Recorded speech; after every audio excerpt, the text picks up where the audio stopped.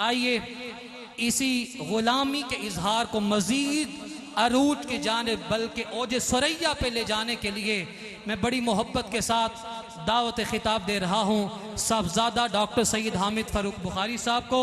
इस्तकबाल कीजिए। नाराए तकबीर, नाराए रिसालत, नाराए हैदरी।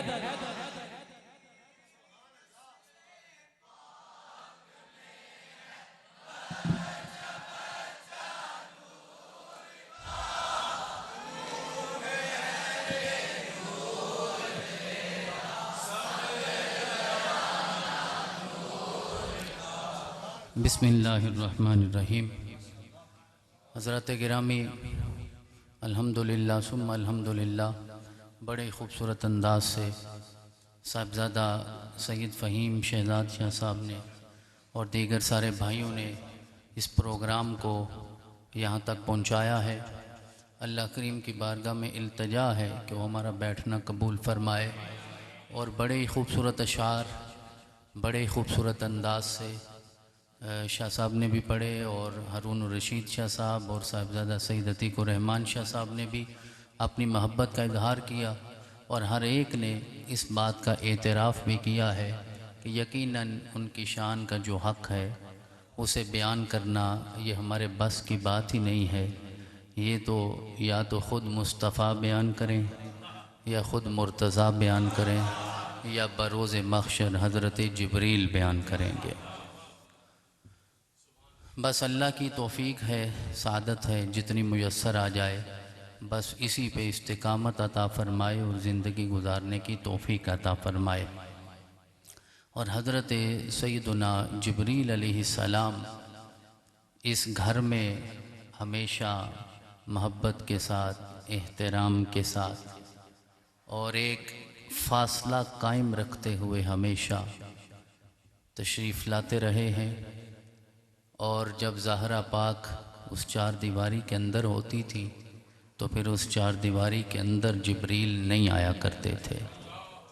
ये तो मशहूर वाक़या है कि शब ईद थी और मदीना में सारे बच्चे जो हैं वो ईद की तैयारी कर रहे थे और हसन और हुसैन जो कायनात के ज़र्रे ज़र्रे के मालिक भी हैं, लेकिन ज़ाहरी तौर पे उनके बाबा ने क्योंकि दुनिया को छोड़ दिया था तो घर में कपड़े नहीं थे, तो हसन और हुसैन ने जब तकाज़ा किया तो जनाब ज़हरा पाक रसूल अकरम अलैहि तहियत व सना की बारगाह में हाज़िर हो गई और जाके कहा हसन और हुसैन का ये तकाज़ा है।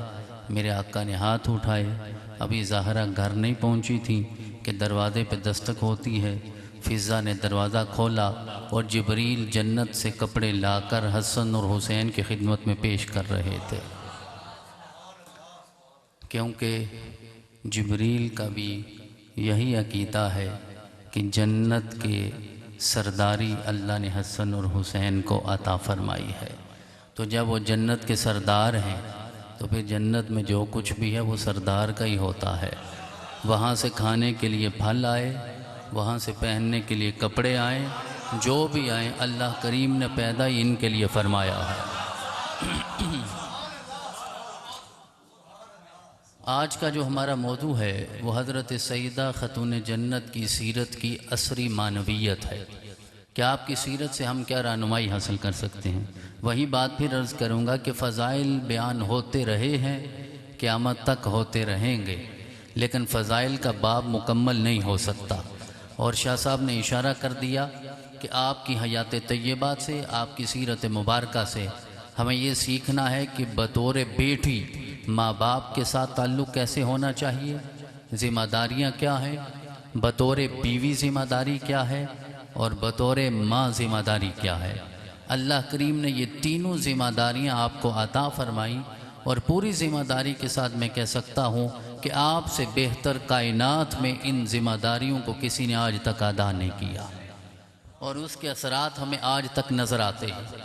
आप उस मुआशरे में जलवागर हुई, आप वहाँ तशरीफ़ लेके आईं जिनके बारे में कुरान कहता है वइज़ा बुश्शिरा अहदुहुम बिल उन्सा ज़ल्ला वजहुहु मुस्वद्दन व हुवा कज़ीम, कि जब किसी अरब सरदार को ये ख़बर मिलती थी कि उसके घर में बेटी पैदा हुई है तो ज़ब्त नफ्स की वजह से, गुस्से को काबू करने की वजह से उसका चेहरा स्याह हो जाता था और बेटी की खबर उसे ऐसी लगती थी जैसे मौत से भी बदतर खबर उस तक पहुंची है। अयुमसिकुहु अला हुनिन अम यदुस्सुहु फित तुराब। तो उसके बाद दो ही ऑप्शन होते थे, या तो बेटी को भी अपने साथ रखे और इसी तरह तौहीन अमेज ज़िंदगी गुजारता रहे, या अपने खातनों से उसे तुराब में, मट्टी में दफन करके अपनी जान उससे छुड़ा ले। उस मुआशरे में जब ज़हरा तशरीफ़ लाई तो मेरे आका ने इरशाद फरमाया, लोगों याद रखो आज अल्लाह ने मुझे वो बेटी अता फरमाई है कि ज़माना तो इसे बेटी कहता रहेगा, लेकिन बाप ये कहता है ये मेरी भी माँ बनकर आई है। आपके बहुत सारे अलक़ाबात हैं, उनमें आपका एक मशहूर लक़ब है उम्मो अबीहा। क्या लक़ब है? क्या माना होता है इसका? लाइए किसी मुफस्सिर को मुझे समझा दे बाप की माँ क्या होती है। यार बाप की तो बेटी होती है, आप सारे बेटियों वाले हैं ना। ये जितने बड़े लोग तशरीफ़ फरमा हैं, अतीक शाह साहब, हारून शाह साहब, बाप की माँ कैसे होती है बेटी? कोई मुफस्सिर समझाएगा, कोई मुहद्दिस समझाएगा, कोई फ़लसफ़ी समझाएगा, कोई दानश्वर समझाएगा, कोई अरस्तु अफलातून समझाएगा, कोई खतीब बगदादी, को राजी, को गज़ाली, सारे इकट्ठे हो जाएं, कोई समझा नहीं सकता। मुस्तफ़ा के जिगर का टुकड़ा ऐसे बनाकर रब ने फातिमा को भेजा है कि तुम बेटी समझते रहोगे। मुस्तफ़ा ने कहा ये बाप की भी माँ बनकर आई है। अब ये रिश्ता ही आज तक समझ नहीं आया कि ये रिश्ता क्या है, कि अपने बाप की माँ है। बाप की माँ कैसे होती है? किसी प्रोफेसर को, किसी डॉक्टर को, और अभी मुझे मैसेज आया है कि हमारे वाइस चांसलर लाइव हमारे साथ सुन रहे हैं, मैं उनसे भी मुखातिब हूँ, कोई वाइस चांसलर हमें समझा दे कि बाप की माँ कैसे होती है। बाप की तो बेटी होती है। आज उस हस्ती का तज़किरा है जो बाप की माँ है। भाई ये नहीं समझ आएगा अल्लाह ने ज़हरा को क्या रिश्ता दिया है मुस्तफ़ा के साथ, या वो मुस्तफ़ा जानते हैं या मुस्तफ़ा का खुदा जानता है। तो जब रिश्ता नहीं समझ आया तो उस रिश्ते की शान कैसे समझ आएगी? उस रिश्ते का मुकाम कैसे समझ आएगा? उस रिश्ते का रुतबा कैसे समझ आएगा? उम्मो अबीहा, अपने बाप की माँ। अब अपनी अक्ल से, अपने इल्म से, अपनी दानिश से, अपनी तहकीक से, अपने फाहम से तीन मानी बयान किए गए हैं कि रसूल अकरम ने जनाब ज़हरा को उम्मो अबीहा क्यों कहा। एक माना तो ये है, वो वाक़या है कि आका करीम सेहने हरम में है और उक़बा बिन अबी मोईत ने आपकी मुबारक पुश्त पे ओजड़ी डाल दी। ये सदर इस्लाम की बात है और ज़हरा पाक की उम्र सिर्फ 5 साल है। आपको पता चलता है घर से निकलती हैं, और अतीक शाह साहब ने इशारा किया ना कि घर में भी हैं, आप जैसी तहारत किसी की नहीं है। बाहर निकलती हैं तो तहारत किसी की नहीं है। वो चाहे मुबाहले का मौका हो या इस मौके पे नमूसे रिसालत की पहली मुहाफिजा बनकर ज़हरा बाहर निकलती है। आज तो सारे दावेदार हैं ना कि वो नमूसे रिसालत के मुहाफिजा सारे ही हैं, लेकिन सिर्फ 5 साल की उम्र में सबसे पहली मुहाफिजा बनकर मेरे आका इलाने रिसालत कर चुके हैं। वो सिर्फ अपने बाप के लिए नहीं निकली थी, अपने रब के रसूल की खातिर निकली थी। तो नमूसे रिसालत की पहली मुहाफिजा, ओजड़ी को फेंका जाता है। अब वो कैफियत या रसूल अकरम समझते हैं या जनाबे ज़हरा समझती हैं। उस कैफियत में आका ने बहती हुई आंखों के साथ जब ज़हरा को अपने सीने के साथ लगाया और सेहने हरम में बैठकर अपने रब के साथ कलाम करते हुए कहा कि ये 5 साल की बेटी तो अपने बाप के साथ ऐसे मोहब्बत कर रही है जैसे माँ अपने बेटे के साथ मोहब्बत करती है।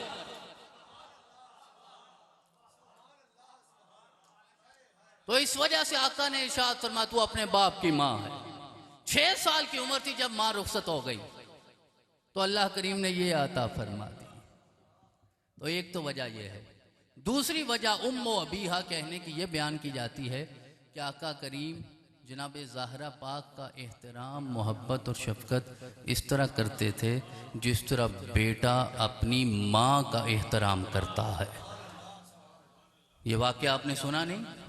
जनाब उम्मुल मोमिनीन आयशा सिद्दीक़ा बिन्ते सिद्दीक़ अकबर रिवायत करती है कि जब ज़हरा पाक आती थी, आका अपनी मसनद से खड़े हो जाते थे, अपनी मसनद से खड़े होकर इस्तिकबाल करते थे। रहबा बिहा व कब्बलाहा, आका उनका इस्तिकबाल करते, अहलन व सहलन मरहबा कहते, ज़हरा को तरहीब करते, आका करीम खुशामदेद कहते, और फिर ज़हरा की पेशानी पे बोसा देते। ज़हरा आका के हाथ चूमती। आयशा कहती है ये लफ्ज़ मैंने बयान करके सामने रखे हैं, उस कैफियत को मैं बयान नहीं कर सकती। हम भी रहबा बिहा व कब्बलाहा का तर्जुमा कर सकते हैं, हम उस कैफियत की तर्जुमानी नहीं कर सकते। आका इतना एहतराम देते थे, आका इतनी इज्जत देते थे, आका इतनी मोहब्बत करते थे, आका इतनी शफकत करते थे। तो उस शफकत को देखकर जमाना ये कहने पे मजबूर हो गया कि ज़हरा हकीकत में तो रसूल अकरम की बेटी है, लेकिन एहतराम ये बताता है कि आका ऐसे कर रहे हैं जैसे बेटा अपनी माँ का एहतराम कर रहा होता है। तो एक तो ये वजह है, और तीसरी वजह यह है कि को अरबी ज़ुबान में बोला जाता है जड़ के लिए, बुनियाद, जड़, असास, और इसीलिए माँ को भी कहा जाता है। अबीहा का माना ये बनेगा अपने बाप की जड़, अपने बाप की बुनियाद, अपने बाप की असास। लुगत खत्म हो गई, सर्फो नाव के सारे कायदे खत्म हो गए, बल्कि कानून फितरत खत्म हो गया। सारे सीब बवे दम तोड़ गए, सारे खलील नावी खत्म हो गए कि बाप की जड़ बेटी कैसे हो सकती है। समझाइए, बाप जड़ होता है अपनी नस्ल की, बाप बुनियाद होता है अपनी नस्ल की। का ये अबीहा है, ये अपने बाप की बुनियाद है। ये वाहिद फातिमा है जिसके वजूद से सुबह क़यामत तक मुस्तफा की नस्ल का सिलसिला चलता रहे। नस्ल मुस्तफा की बुनियाद है ज़हरा, नस्ल मुस्तफा की असास है ज़हरा, आले मोहम्मद की बुनियाद है ज़हरा। अब ज़हरा के वजूद से यह सिलसिला चलता रहेगा। आका ने फरमाया सारे नस्ब खत्म हो जाएंगे, सारे नस्लें खत्म हो जाएंगी, क़यामत वाले दिन फातिमा के जरिए सिर्फ मुस्तफ़ा की नस्ल चलती रहेगी। तो ये तीन वजूहात हैं। फिर मैं अर्ज करता हूँ, ये हमारे इल्म की बुनियाद है, ये हमारे फ़हम की बुनियाद पे, ये हमारी दानिश की बुनियाद पे। मेरे आका तो बोलते ही नहीं थे जब तक वो हुक्म नहीं करता था, वन नज्म इज़ा हवा मा दल्ला साहिबुकुम व मा यंतिकु इन हुआ इल्ला वहयुन यूहा। तो इस आयत की रोशनी में फिर मैं ये अर्ज़ करना चाहता हूँ, बेटी देने वाले ने बताया मुस्तफ़ा कह दो ये बाप की माँ बनकर आई है। फातिमा बिनते मोहम्मद मुस्तफ़ा, फातिमा रूह रसूल दोसरा, फातिमा जाने रसूल हाशमी, फातिमा शान रसूल हाशमी। तो इसी बेटी के आने पे आका ने इरशाद फरमाया था कि वाइज़ा बुश्शिरा अहदुहुम बिल उन्सा ज़ल्ला वजहुहु मुस्वद्दन व हुवा कज़ीम। चेहरों पे स्याही लाने की ज़रूरत नहीं, अल्लाह ने इस बेटी को रहमतुल लिल आलमीन के लिए भी रहमत बनाकर भेजा है। अब ये वाक़या जिसकी वजह से उम्मो अबीहा का लक़ब आका ने अता फरमाया, ये नमूस रिसालत की पहली मुहाफिजा ने इस वाक़या में हमें बताया कि बेटी तो माँ बाप की जान हुआ करती है,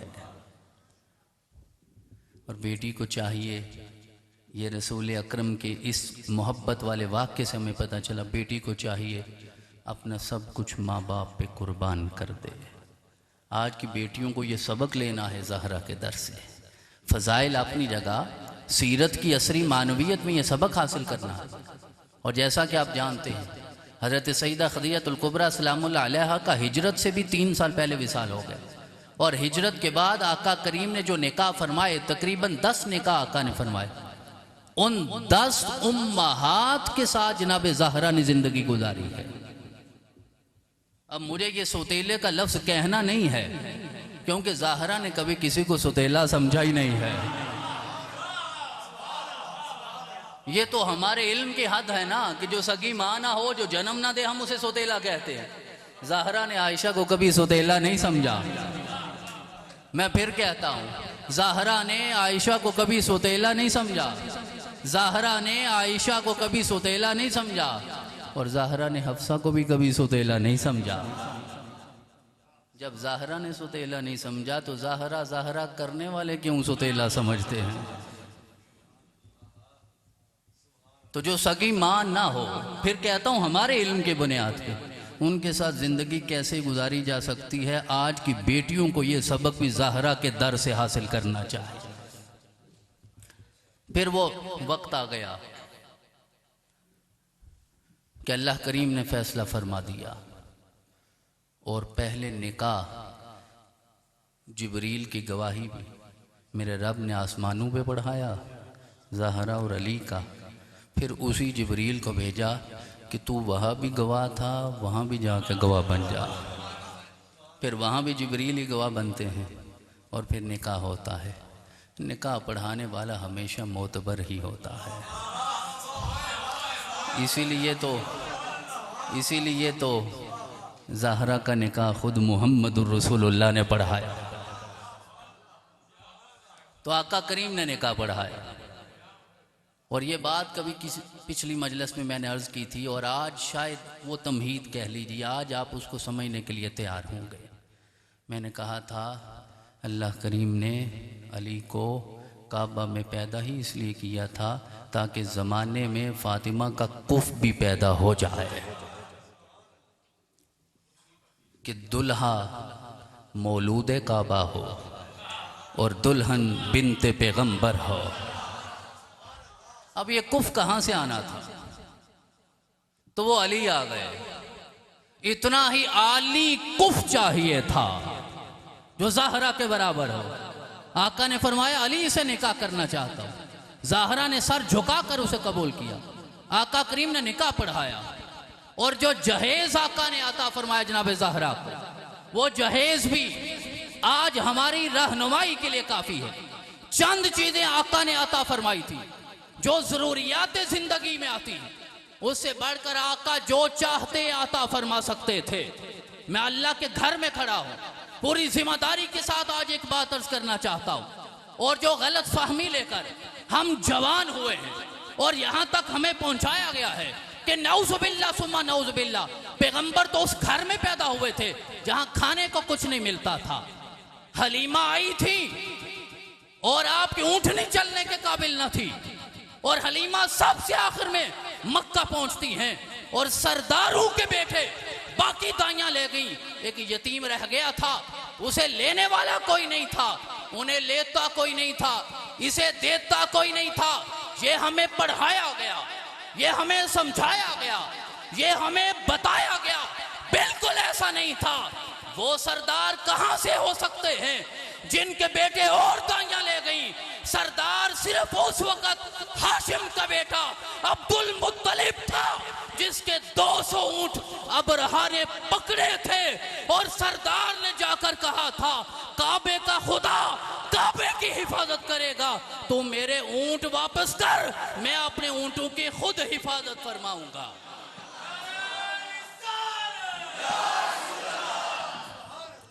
सिर्फ 55 दिन पहले, ये तलबा याद रखिए, सिर्फ 55 दिन पहले, 55 दिन पहले आका की पैदाइश से, विलादत से, ज़हूर से सिर्फ 55 दिन पहले ये वाक़या हुआ था। 2 माह भी पूरे नहीं बनते, सिर्फ 55 दिन पहले 17 मुहर्रम का ये वाक़या है कि जब अबरहा यमनी आया था, उसने काबे पे हमला किया था और पूछा सरदार कौन है?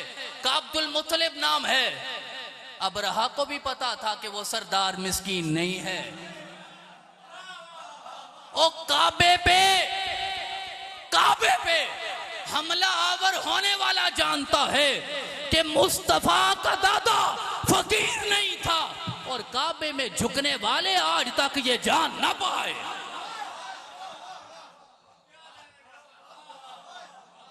मुस्तफ़ा करीम की उम्मत को क्या पढ़ाते आए हो? तुम्हारे नबी के घर में खाने को कुछ नहीं था, पहनने को कुछ नहीं था, नबी को लेने वाला कोई नहीं था। आओ जनाबे हलीमा सादिया के दर पे हाजिर होके सवाल करो, हलीमा अब्दुल्ला की कुटिया से तुझे कुछ मिला था या नहीं मिला था? हलीमा कहेगी मुझे तो सारी कायनात ही अल्लाह ने उस दर से आता फरमाई है। 200 ऊंट पकड़े गए 55 दिन पहले। 200 ऊंट पकड़े गए का मतलब ये नहीं कि सारे के सारे पकड़े गए, पता नहीं कितने थे, वो 200 ही पकड़ पाए, सिर्फ 200 पकड़ पाए, सिर्फ 200 चले गए। अब अबरहा ने जब देखा मुस्तफ़ा करीम के दादा को आते हुए तो अपनी जगह से खड़ा हो गया इस्तकबाल के लिए। उसने सोचा इतना वजीह सरदार आया है, पता नहीं क्या मुतालबा होगा। हजरत तशरीफ फरमा हुए, बेनियाज रब के बेनियाज नबी का बेनियाज दादा है। कहने लगे काबे को काबे वाला जाने, मैं तो अपने ऊंट लेने आया हूं। वो चेहरा देखता रह गया कि ये क्या सवाल करने आया है। फिर काबे वाले ने काबा भी बचाया है, काबे में पैदा होने वाले को भी बचाया है। और उस दिन आमुल फील 17 मुहर्रम को काबा रब ने इसलिए बचाया था कि काबा में फिर अली पैदा होगा और अली के पैदा होने के बाद फिर मेरा रब मुस्तफा को फातिमा का कुफ़ा अता फरमा देगा।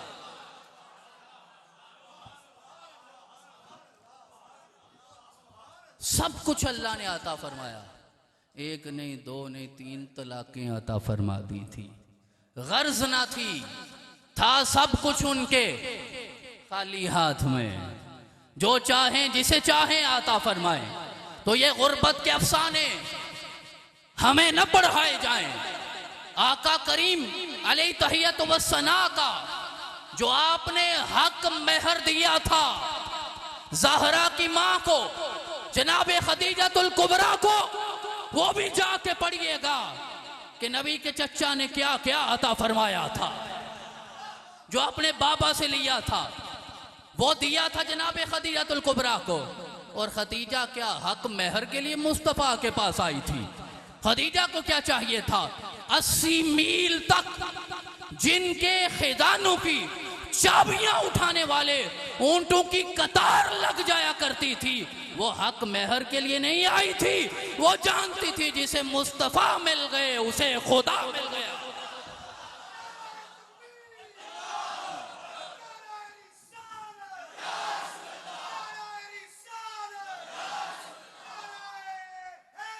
और जब बीवी बन के आती, हजरत शेख अब्दुल हक मुहद्दिस देलवी मदारिजुन नबुव्वा में कहते हैं कि दूसरा दिन हुआ, मौला कायनात शेर खुदा और सैयदा खातून जन्नत सलामुल्लाह अलैहिमा रसूल अकरम की बारगाह में हाजिर हुए।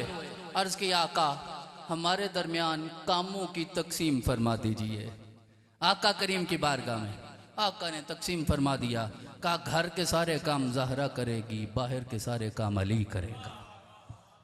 अब इसका मतलब यह था कि बदर अली फतह करेगा, चक्की ज़हरा चलाएगी, ओहद में कामयाबी अली से, खैबर में अली से।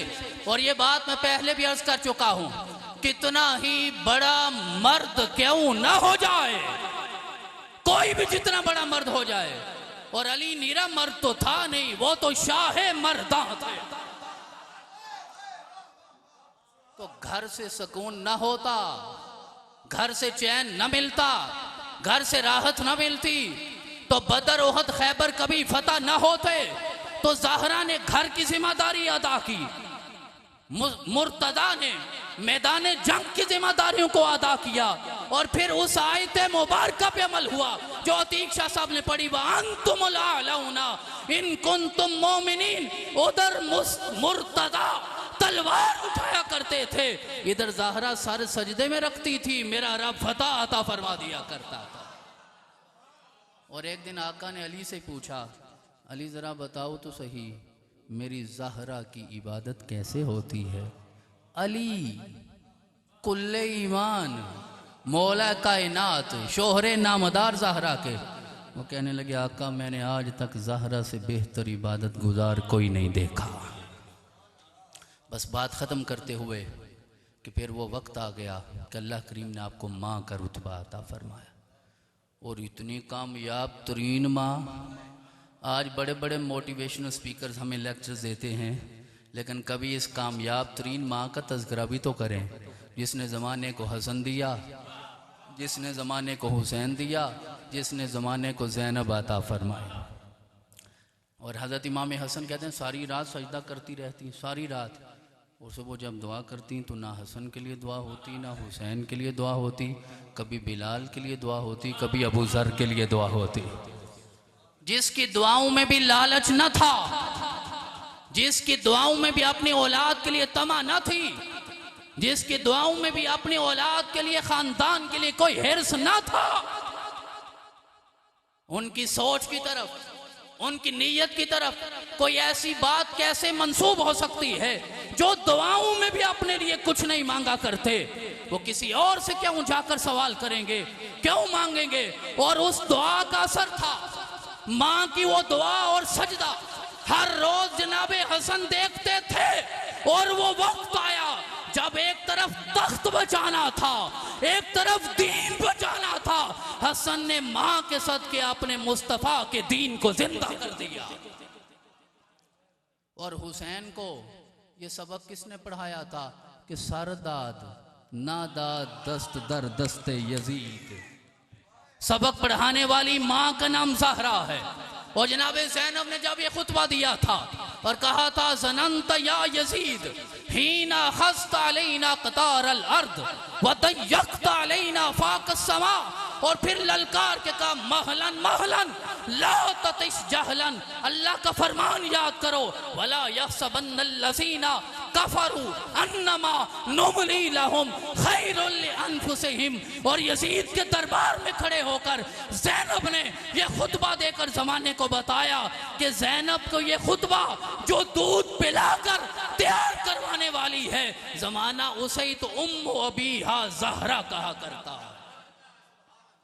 और शाह साहब ने वो कहा तुम सखी बिनते सखी ज़ोजे सखी साहिबे जूदो अता, तुम पर सलाम। माल देना सखावत है, दिरहम देना सखावत है, दिनार देना सखावत है, समझ गए हो, ये भी बड़ी सखावत है। लेकिन इतनी बड़ी सखावत कोई नहीं कर सका जिसने हुसैन से लेकर अली असगर तक दे दी। मोअज़्ज़ज़ व मोहतशम हाज़िर व नाज़रीन, वक्त तकरीबन हमारी इस खूबसूरत नशिस्त प्याम मोहब्बत का इख्तिताम पज़ीर हुआ चाहता है।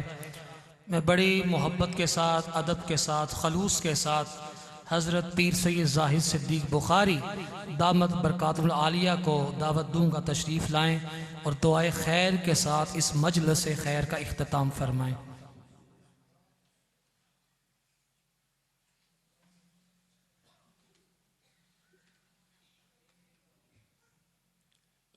सल्ली अला सय्यदना मौलाना मुहम्मद व अला आलि सय्यदना मौलाना मुहम्मद मुबारक वसल्लम। मालिक हमेशा मेरी औलाद नूं इसे तरह ही अहले बैत दा जिक्र दी तौफीक अता फरमाए, सहाबा इकराम दे जिक्र दी तौफीक अता फरमाए, और उनके नक्शे कदम दे चलने तौफीक अता फरमाए। मैं सो जाऊँ या मुस्तफ़ा कहते कहते, खुले आँख सल्ले अला कहते कहते, रबना आतना फिद दुनिया हसनतम व फिल आखिरात हसनतम व क़िना अज़ाबन्नार।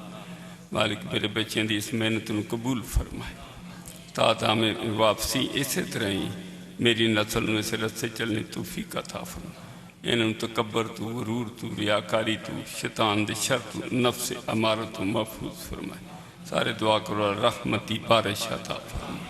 सल्लल्लाहु तआला अला रसूल खैर खल्क़िही व नूर अर्शिही व ज़ीनत फर्शिही मुहम्मद व अला आलिहि व सहाबिही अजमईन बरहमतिक।